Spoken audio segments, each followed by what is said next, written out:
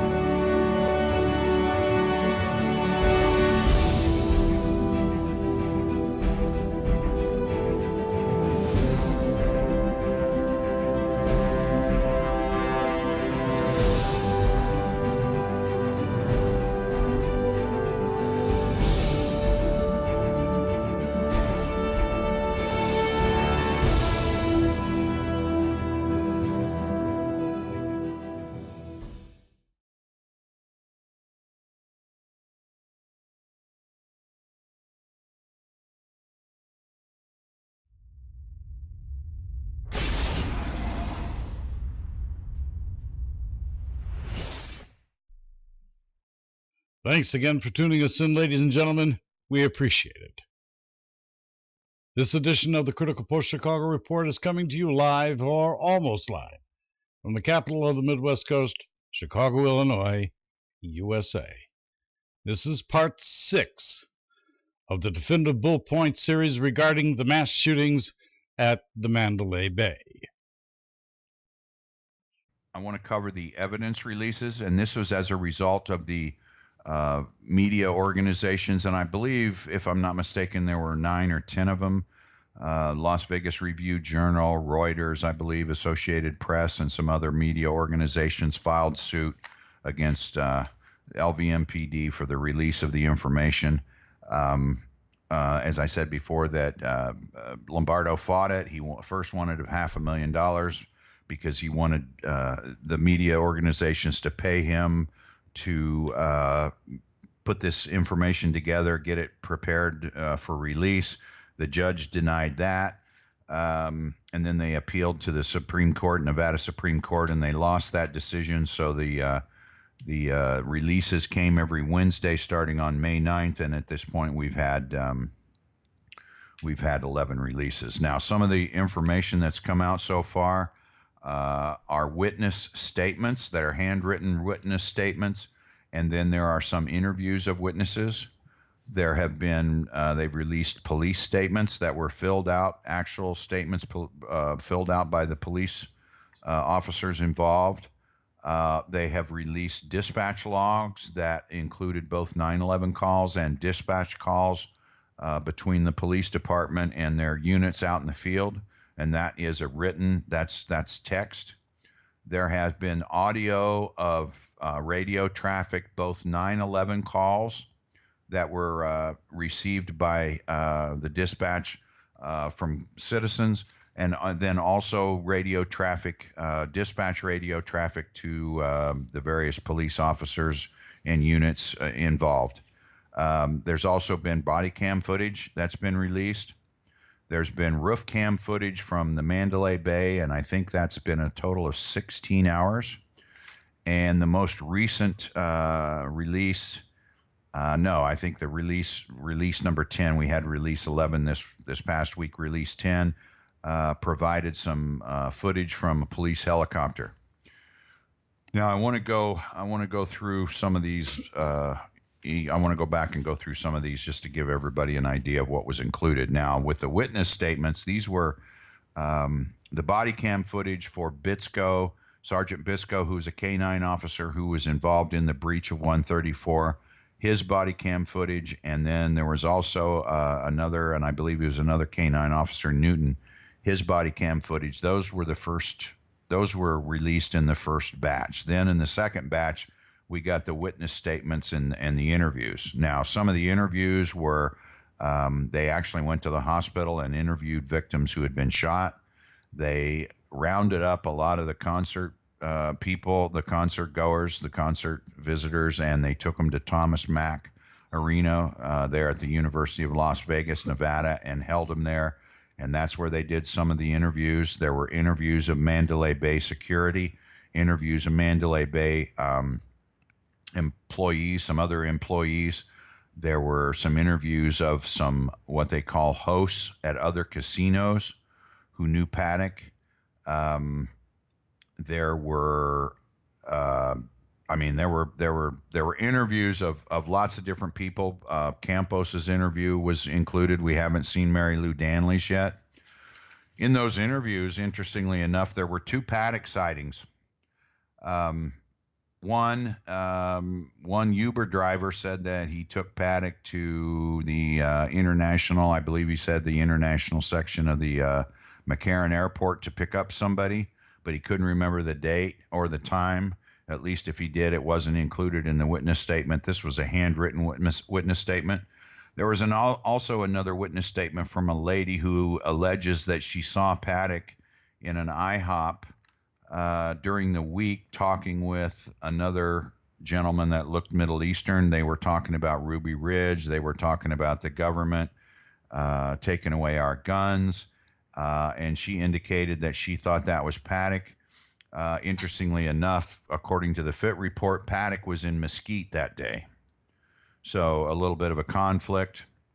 Then there's also a witness statement from a gentleman who was incarcerated at Clark County Detention Center at that point in time, and he recounts an interview or a meeting with Paddock at the Bass Pro Shop in Las Vegas, and I believe this was in the beginning, or well, it could have been the end of August or first part of September, and this guy had schematics. He had put schematics of a device that would convert a rifle into a semi-automatic or an automatic rifle. I forget which, and I forget what they're called. But anyway, he was selling these schematics for $40. Paddock contacted him, or a person that represented themselves to be Paddock contacted him, was interested in buying these. They met at the Bass Pro Shop parking lot one night. They had a conversation. This gentleman indicated that Paddock wanted him to actually build this device and was willing to pay him $500 or $700 for these devices. And the guy, he said, no, I don't want to do that. The officers asked this gentleman to describe Paddock. Well, he describes Paddock as 45 or 50 with blonde hair, said he did not have gray hair. And of course, Paddock is 64 with gray hair, and so anyway, we have a little problem with the description. Then there was a hairstylist who indicated that she cut Paddock's hair, and I think she worked for one of those quick deals where they charge you $12. I forget the name of it now, but anyway, she worked at one of those places. And the reason I know it was one of those is you can actually go online, you can put your reservation in. There was an issue with her story because the FBI came to visit her because they didn't believe her, or that's what she says. But anyway, the story is she was cutting Paddock's hair. Paddock was talking about how easy it would be to shoot from an elevated position over on a concert area, obviously talking about Mandalay Bay and the concert, although he wasn't specific about the concert, but he just basically made comments to that effect. Supposedly, according to this hairstylist, Mary Lou Danley came in to pick him up. The hairstylist made a comment to Mary Lou about, he sounds a little crazy. Mary Lou kind of shrugged it off, and Paddock told this hairstylist, don't worry about it. She's going to be out of the country when this all goes down anyway. So some very interesting witness statements. You have police statements where the police officers who were involved, they described their actions and interviews. The dispatch logs were interesting. They're written out. A lot of it's abbreviated. There's some of the stuff that's redacted, but we have at least 20 to 30 event numbers, if more. And an event number is assigned by the computer to indicate what the event is, so they can log all the information, the witness interviews, the police reports, and all the data in under that event number. We see 20 to 30 event numbers. It included 911 calls and police dispatch calls, and a lot of the stuff was redacted. Then we had body cam footage. That included the breach in 134 and 135, the traffic. Some of the officers went out and stopped traffic, closed down the strip. Some of the officers went into the venue. Some of the officers were stationed at some of the nearby hospitals, letting people in and out. And then there was a lot of body cam footage of some of the officers at Mandalay Bay. As I said before, they did the breach, Newton and Biscoe's body cam footage, and then since then there has been some other officers who had their body cam video released, including some officers that were the first ones on the 32nd floor, and we can see Campos in some of those body cam videos. We can also see officers on the 31st floor in the stairwell. The roof cam footage from Mandalay Bay is 16 hours long. It was released in two segments, one for 6 hours, the second for 10. It's the one that a lot of people have seen, where it focuses on the crowd, it focuses on the venue, and then it does a close-up on the venue for about 10 minutes.